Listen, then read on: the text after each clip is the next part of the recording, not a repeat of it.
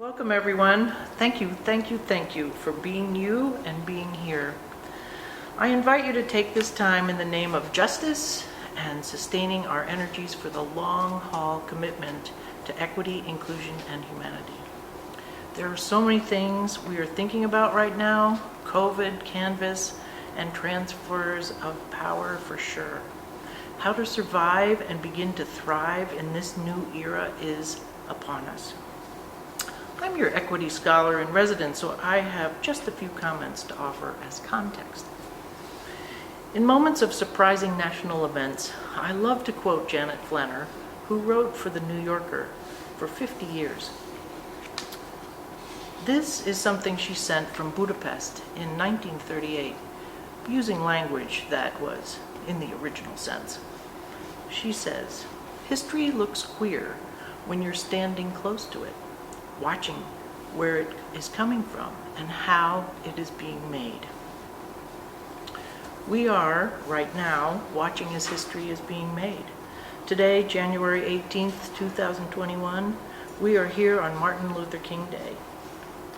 An African-American preacher gave voice to the truth of Black lives in the United States. Through nonviolent action, he and all those who were already working in their communities called for an end to violence against Black lives. He demanded the right for people of color to vote. He demanded a decent wage for workers, and he called for the end of war in Vietnam. He was assassinated in 1968 for all those reasons. Dr. King said in 1963, "We are now faced with the fact that tomorrow is today. We are confronted with the fierce urgency of now. In this unfolding conundrum of life and history, there is such a thing as being too late. This is no time for apathy or complacency.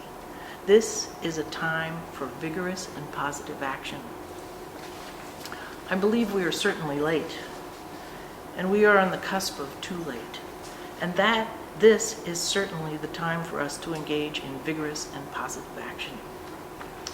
Justice, equity, and inclusion, to me, involve being anti-racist, advocating for women and children, being anti-toxic masculinities and pro-whole being masculinities, trans and LGBT inviting, working for and in a fair economy, welcoming religions and peoples of all nations, home language, ability status, age, gender expression, advocating for food security, and saving the planet from destruction.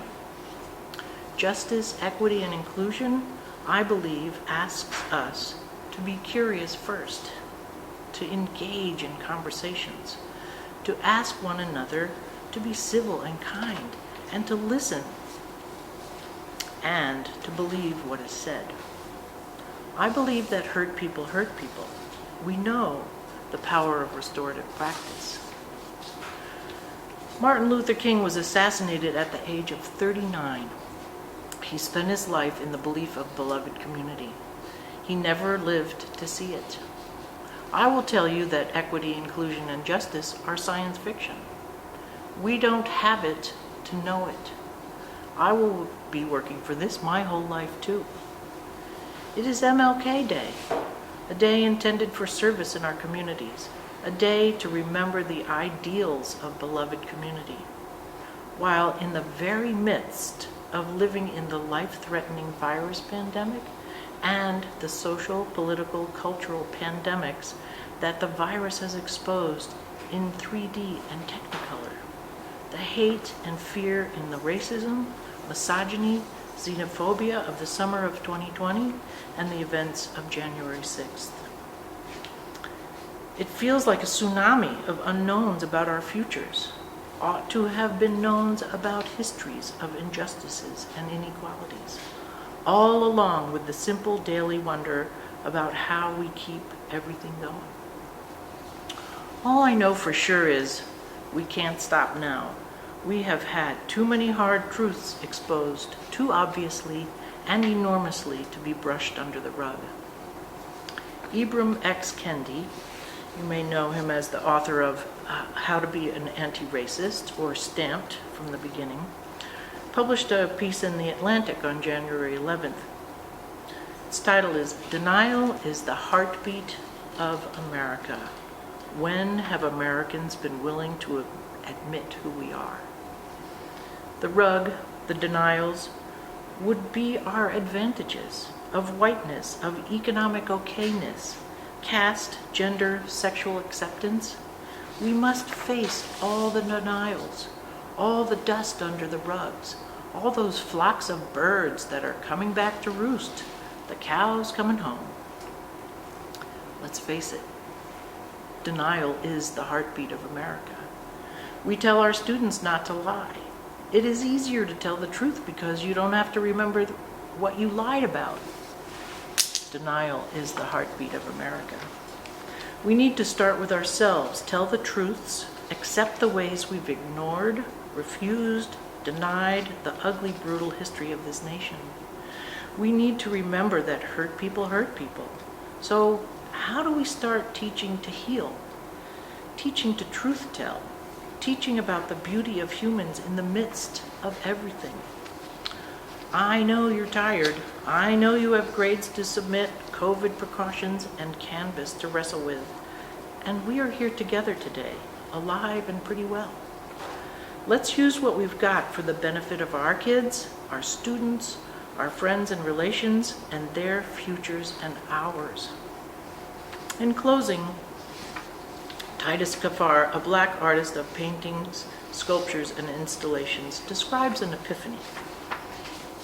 He was walking with his sons up the steps to the Natural History Museum of New York, and there is a sculpture of Teddy Roosevelt sitting on his horse. You may find yourself thinking of Robin Williams in Night at the Museum.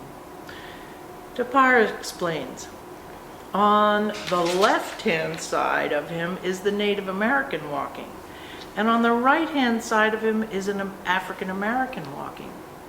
And as we're moving up the stairs, getting closer to the sculpture, my oldest son, who's 9, says, "Dad, how come he gets to ride and they have to walk?" Why? Let's teach into the how come and why. In another TED Talk, Kaphar says, beauty is complicated because of how we define it.